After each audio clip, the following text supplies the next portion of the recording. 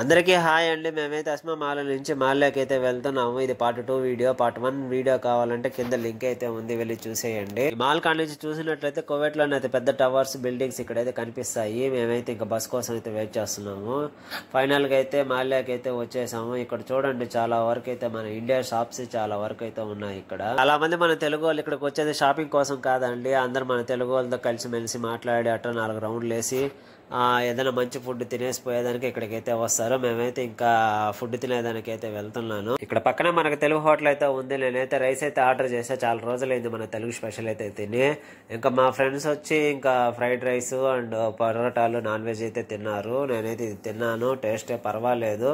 ఇక్కడ నుంచి మన తెలుగు వాళ్ళు ఉండే చోటుకి అయితే వచ్చేసానండి. ఇక్కడ చాలా మంది అయితే ఉంటారు. మన తెలుగు వాళ్ళు 80% అయితే తెలుగు వాళ్ళే ఉంటారు.